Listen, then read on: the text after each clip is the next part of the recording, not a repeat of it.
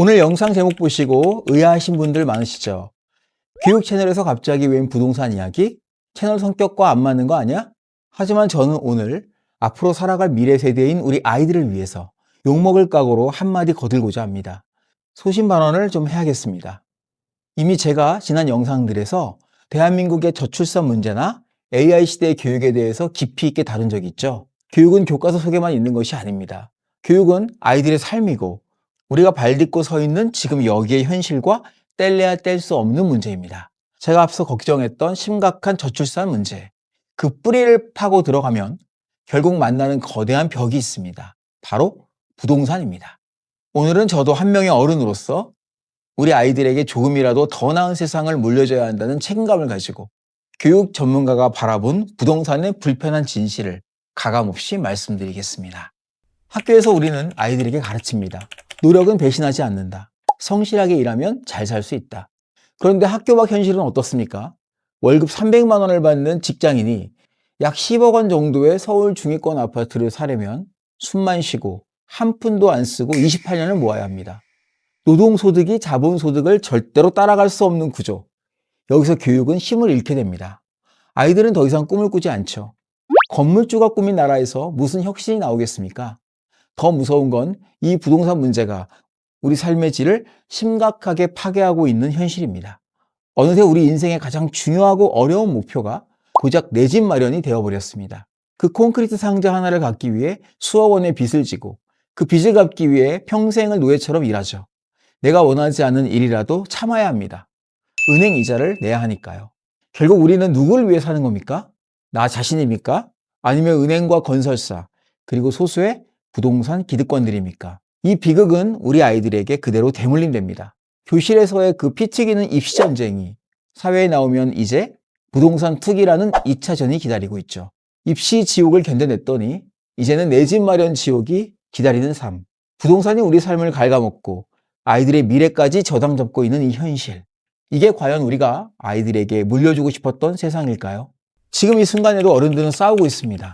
내 집값 지키려고, 세금 덜 내려고, 정책을 놓고 서로 멱살을 잡고 있습니다. 그런데 이 치열한 싸움판에 정작 우리 아이들은 어디 있습니까?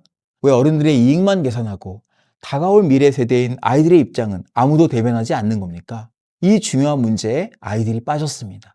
저는 오늘 용기를 내어 소신 있게 이야기하겠습니다. 지금 우리의 현실은 정확히 어떤 것인지, 선진국들은 이 문제를 어떻게 해결했는지, 그리고 정부 정책의 허화실은 무엇인지 지금부터 교육 전문가의 시선으로 부동산의 해법을 파헤쳐 보겠습니다. 정부가 부동산 좀 잡으려고 하면 세금 폭탄이다. 징벌적 과세다. 난리가 나죠. 진짜 폭탄일까요? 자, 여기서 냉정하게 팩트 체크 한번 해봅시다. 대한민국에서 종부세를 내는 사람 전체의 몇 프로일까요? 상위 한 자릿수, 고작 2에서 4% 내외입니다. 이 영상을 보시는 대다수의 국민은 해당조차 되지 않죠. 지금 한창 이슈인 다주택자분들은 또 얼마나 될까요? 집을 수십 채, 수백 채, 심지어 1000채까지 가진 임대사업자는 극히 소수입니다. 그런데 왜 전 국민이 이 극소수 부자들의 세금에 대해 걱정해주고 있는 겁니까? 그들은 똑똑해서 여러분이 걱정해주지 않아도 잘 삽니다. 물론 저는 다주택자분들을 무조건 나쁜 시선으로만 바라보고 싶진 않습니다. 냉정하게 보면 그분들은 그동안 대한민국의 정치와 정책의 흐름을 정확하게 파악하고 제도를 활용해서 합법적으로 부를 축적한 합리적인 투자자들이었습니다. 대한민국의 고성장기에 누구보다 발빠르게 움직여서 부를 이룰 기회를 잡았던 분들이기도 하죠. 하지만 여러분, 시대가 변했습니다. 과거에는 그게 능력이었을지 몰라도 지금처럼 집값이 국가의 존망을 위협하는 상황에서는 더 이상 통용될 수 없는 방식입니다. 이제 와서 세금을 걷는 것은 그분들에게 피해를 입히는 게 아닙니다. 그동안 누려왔던 하지만 이제는 지속 불가능한 특혜가 사라지는 것뿐이죠. 특히 말 많은 양도세 문제 정확히 짚어봅시다. 양도세가 뭡니까? 내가 5억에 산 아파트가 10억이 되어서 팔았을 때 그 남은 이익금 5억에 대해서 내는 세금입니다. 원금 손해가 아니라 이미 돈을 벌었고 그 번 돈의 일부를 내는 겁니다. 저도 열심히 사업을 하면서 번 돈, 강의하고 밤새워 교재 만들어서 번 돈의 적지 않은 금액을 당연히 세금으로 냅니다. 소득 있는 곳에 세금 있다. 이건 자본주의의 대원칙이자 국민의 의무입니다. 그런데 생각해 보세요. 아파트 값이 5억 올랐습니다. 집주인이 밤새워 야근해서 번 돈입니까? 아닙니다. 사회가 발전하고 지하철이 뚫리고 주변에 공원이 생겨서 오른 겁니다. 이걸 우리는 불로소득이라고 부르죠. 땀 흘려 번 사업소득에도 세금을 물리는데 가만히 앉아서 번 불로소득에 세금을 매기는 게 왜 폭탄입니까? 그동안 시세 차익으로 누린 혜택은 당연한 권리이고 그에 따른 책임은 징벌인가요? 이건 세금의 문제가 아닙니다. 바로 조세 정의의 문제입니다. 이제는 세금 폭탄이라는 프레임에 속지 말고 무엇이 진짜 공정한 것인지 직시해야 할 때입니다. 많은 분들이 묻습니다. 정부가 그렇게 부동산 잡겠다고 난리를 쳤는데 왜 집값은 미친 듯이 올랐을까요? 단순히 정부가 무능해서? 아닙니다. 여기엔 우리가 미쳐보지 못한 반복되는 실패의 패턴과 교묘한 프레임의 덫이 있습니다. 대한민국 부동산 정책, 한마디로 냉탕과 온탕을 너무 자주 오갔습니다. 집값이 오르면 규제하고 경기가 좀 안 좋다 싶으면 다시 빚내서 집사라고 풀어주죠. 언론까지 적극적으로 가세해서 시장에 잘못된 시그널을 준 겁니다. 아, 버티면 이기는구나. 정권 바뀌면 또 풀어주는구나. 이 학습 효과가 생기면서 백약이 무효한 내성이 생겨버렸습니다. 투기 세력에게는 더 좋은 먹잇감이 없죠. 가장 중요한 건 이겁니다. 왜 정책이 나올 때마다 집값은 더 뛰었을까요? 바로 기득권과 언론이 만든 프레임 때문이라고 저는 생각합니다. 정부가 다주택자 세금을 올린다고 하면 언론은 집주인이 세입자에게 전가해서 전세 대란이 일어난다고 겁을 줍니다. 공급이 충분하다는 데이터가 있어도 건설사들은 공급 부족이라고 노래를 부릅니다. 그래야 규제를 풀어주고 분양가를 올릴 수 있으니까요. 결국 이 공포 마케팅에 속은 건 누구입니까? 바로 우리 대다수의 국민들입니다. 지금 안 사면 영원히 못 산다는 공포에 떨며 영혼까지 끌어모아 집을 사고 그 덕분에 집값은 더 오르고 기득권은 유유히 차익을 실현하고 나갑니다. 정책의 허점? 물론 있었습니다. 하지만 그 허점을 파고들어 역공을 가하고 국민의 눈을 가려온 이익 카르텔의 존재, 이것을 직시하지 못한다면 어떤 정책이 나와도 실패할 수밖에 없습니다. 정부가 5월 9일 양도세 중과 한시적 유예 종료를 선언한 지금, 이제 또 부자들은 집값 조금 내리고 언론이 지금 집 살 기회라고 영끌해서 집 안 사면 기회가 없다고 겁주면서 무주택자들에게 비싼 값으로 넘기고 세금 부담에서 유유히 빠져나갈까봐 걱정입니다. 자, 그렇다면 다른 나라들은 어떨까요? 집값이 안정된 선진국들의 공통점은 집은 돈을 불리는 수단이 아니라 인간의 기본권인 의식주의 하나라는 사회적 합의가 있다는 점입니다. 많은 분들이 미국은 세금 천국일 거라고 생각하시지만 정반대입니다. 미국은 집을 가진 사람에게 매기는 재산세가 상상을 초월하죠. 10억짜리 집이면 매년 1, 2천만 원을 세금으로 냅니다. 집을 소유했으면 그만큼 사회 비용을 내라는 원칙. 그래서 미국에서는 집을 여러 채 사재기하는 게 불가능에 가깝습니다. 보유세 때문에 파산하거든요. 오스트리아 비엔나는 시민의 60%가 공공임대주택에 삽니다. 그런데 그곳의 의사, 변호사, 배관공이 이웃으로 함께 살죠. 집이 계급장이 아닌 사회. 이것을 소셜 믹스라고 합니다. 아이들이 너 몇 평 살아? 임대 살아? 이렇게 묻지 않는 세상. 이게 우리가 가야 할 방향 아닙니까? 싱가포르 국민의 80%는 국가가 제공한 집에서 평생 걱정 없이 삽니다. 독일은 평생 월세를 살아도 쫓겨나지 않는 강력한 세입자 보호법이 있죠. 두 나라 모두 집 때문에 인생을 걸지 않아도 되는 사회를 만들었습니다. 반면 우리와 가장 비슷한 일본, 부동산 불패를 외치다가 거품 터지고 잃어버린 30년 맞습니다. 지금 일본은 빈집이 넘쳐나서 집을 그냥 줘도 안 들어가죠. 대한민국 인구 절벽은 일본보다 더 가파릅니다. 지금 거품 안 빼면 우리 아이들은 아무도 살 사람 없는 텅 빈 아파트를 끌어안고 공멸하게 됩니다. 해외 사례가 먼 미래의 이야기 같으신가요? 자, 그럼 다시 대한민국으로 돌아와 봅시다. 현재 정부의 부동산 안정화 의지는 그 어느 때보다 강력해 보입니다. 정부는 그동안 시장에 잘못된 시그널을 주었던 양도세 중과 한시적 유예를 5월 9일까지 종료하고 법대로 철저히 이행하겠다는 의지를 천명했습니다. 이게 무슨 뜻인가요? 이제 더 이상 테러는 없다는 선전포고입니다. 시장은 즉각 반응하고 있습니다. 절대 무너지지 않을 것 같았던 강남 불패의 신화가 강남, 서초, 송파 등 핵심 3구는 물론 서울 전역에서 매물이 쏟아져 나오고 있습니다. 그동안 버티면 이긴다고 생각했던 다주택자들과 임대사업자들 사이에서 심리적인 최저선이 무너지고 있는 겁니다. 지금 다주택자들 그리고 갭투자로 집을 늘려온 임대사업자들은 진퇴양난입니다. 보유하자니 금리와 보유세가 무섭고 팔자니 양도세 중과가 무섭습니다. 하지만 정부의 시그널이 확실해진 이상 시간이 지날수록 매물은 더 쌓일 수밖에 없어 보입니다. 중요한 건 이 집을 누가 사느냐입니다. 지금 쏟아지는 매물들 다주택자가 살까요? 아니면 무주택자가 살까요? 아직 잘 모르겠습니다. 정부는 꼼꼼하게 이를 인지하고 세금 정책과 규제를 통해 허점을 막아야 할 겁니다. 집값 안정을 위해서는 무주택 실소유자들이 받아줘야 하는데 지금 호가로는 어림도 없습니다. 정부 규제는 막혔죠. 금리는 올랐죠. 소득은 그대로입니다. 결론은 명확합니다. 거래가 성사되려면 가격은 지금보다 훨씬 더 무주택자들이 감당할 수 있는 수준까지 드라마틱하게 내려와야 합니다. 시장의 수요와 공급 원칙상 필연적인 수순이죠. 여러분 냉정하게 판단하십시오. 지금까지 우리를 기대했던 아파트 사면 무조건 돈 번다는 공식, 이제 매우 높은 확률로 그 부동산 돈벌이의 시대는 막을 내리고 있습니다. 지금은 부동산에 투자할 때가 아니라 변화하는 거대한 흐름을 읽어야 할 때입니다. 자, 팩트와 사례는 충분히 봤습니다.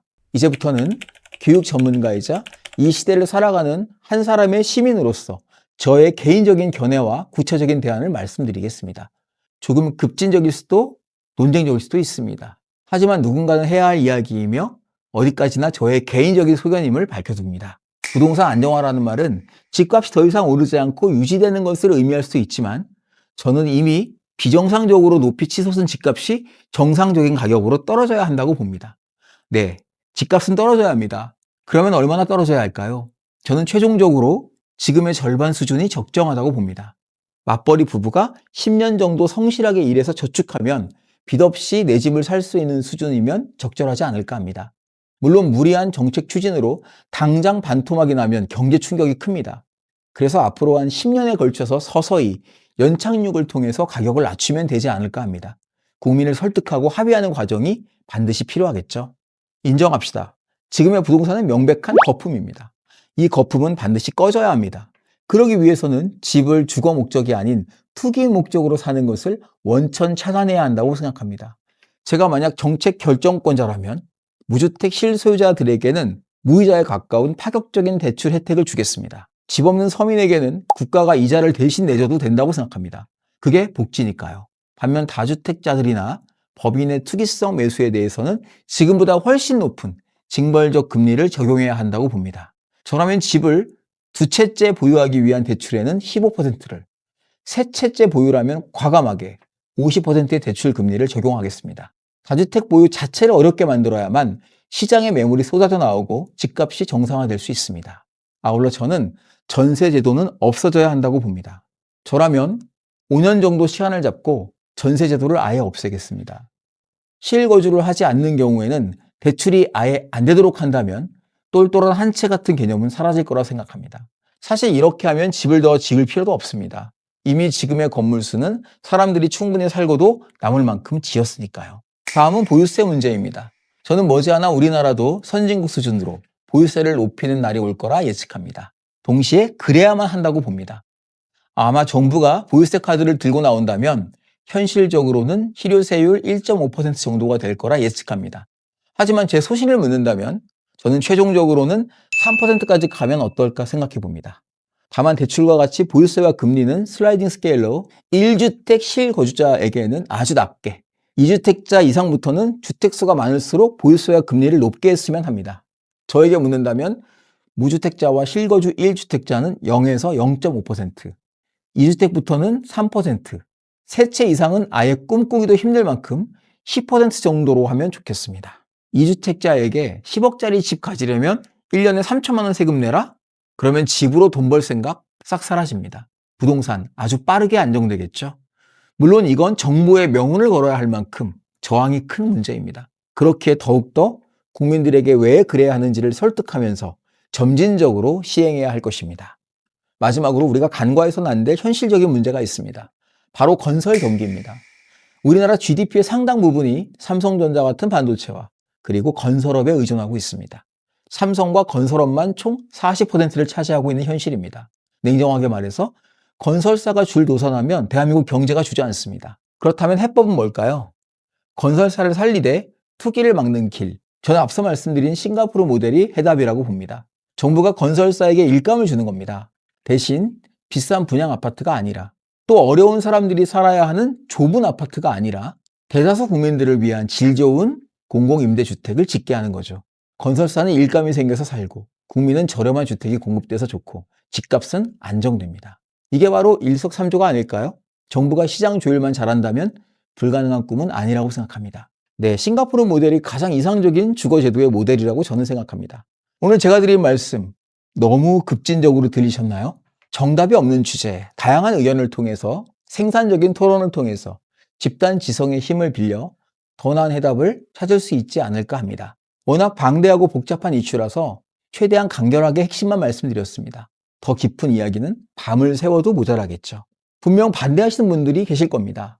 빈부의 격차 문제와 다 함께 잘 사는 평등한 사회를 이야기했다고 무작정 사회주의나 공산주의자 프레임으로 공격하고 우리나라는 자본주의 사회야 이렇게 답하시는 분들 분명히 계실 텐데요. 자유로운 의견 개재 좋습니다. 저도 다양한 의견 존중하고 제 의견도 존중받고 싶습니다. 다만 댓글로 이유 없는 욕설이나 근거 없는 비난보다는 건설적이고 합리적인 토론을 부탁드립니다. 내 돈과 이익만이 아니라 우리 아이들이 살아갈 세상을 기준으로 의견을 남겨주셨으면 좋겠습니다. 제가 꼼꼼히 읽고 소통하겠습니다. 지금까지 소신 있게 제 개인적인 생각을 말씀드렸습니다. 현실을 모른다고 비판하실 수도 있습니다. 세금 문제, 건설사 문제, 어른들의 사정은 복잡하고 치열하죠. 하지만 여러분, 그 치열한 싸움판에 정작 우리 아이들은 어디 있습니까? 왜 어른들의 이익만 계산하고 다가올 미래 세대인 아이들의 입장은 아무도 대변하지 않습니까? 사실 한 발짝만 물러서서 차분하게 바라보면 답은 이미 나와 있다고 생각합니다. 집값의 안정, 우리 청년들과 아이들이 죽어라는 생존의 공포에서 벗어나 집 걱정 없이 꿈을 꾸며 살아가는 세상을 만드는 것입니다. 물론 어려운 일입니다. 당장 내 아파트값 떨어지면 속 쓰리겠죠. 저도 그렇습니다. 내 가족뿐만 아니라 나의 형제, 내 부모가 손해볼 수 있습니다. 저항도 만만치 않을 겁니다. 하지만 어떤 일을 할 때 더 중요한 것은 얼마나 어려운가가 아니라 꼭 해야만 하는가입니다. 부동산 문제는 단순히 돈의 문제가 아니죠. 대한민국을 망치고 있는 반드시 도려내야만 하는 환부입니다. 나와 내 가족이 당장 조금 손해보더라도 우리의 다음 세대를 위해, 우리 자식들을 위해 기꺼이 감수해야 할 어른들의 의무입니다. 결론은 하나입니다. 지금의 비정상적인 집값 반드시 떨어져야 합니다. 지금 양도세 완화해주고 대출 풀어줘서 집값 떠받치면 그건 미래 세대의 소득을 가불해서 현재의 우리가 탕진하는 것과 같습니다. 나만 잘 살면 되는 시대는 끝났습니다. 내 집값이 조금 떨어지더라도 내 아이가 친구들과 평등하게 어울리고 결혼을 꿈꿀 수 있는 세상을 물려주는 것. 그것이 우리 기성세대가 보여줘야 할 진짜 품격이자 클래스입니다. 교육 채널에서 이러한 문제를 다루는 것이 자칫 불편하고 불리할 수 있지만 저는 이 문제가 우리 아이들의 더 좋은 교육을 위해 반드시 해결해야 하는 문제라 생각합니다. 지금의 뜨거운 부동산 토론의 현장에서 저도 교육자로서 아이들을 위해 한마디 보탰습니다. 부동산 이제 투기판에서 내려와서 우리 가족의 따뜻한 보금자리로 돌려놓읍시다. 우리 청년들과 아이들을 위하여 집 걱정 없이 꿈을 꾸며 살아가는 세상을 만듭시다. 아이들의 미래를 생각하는 소신 있는 교육 채널 율무톡이었습니다. 긴 영상 끝까지 들어주셔서 감사합니다.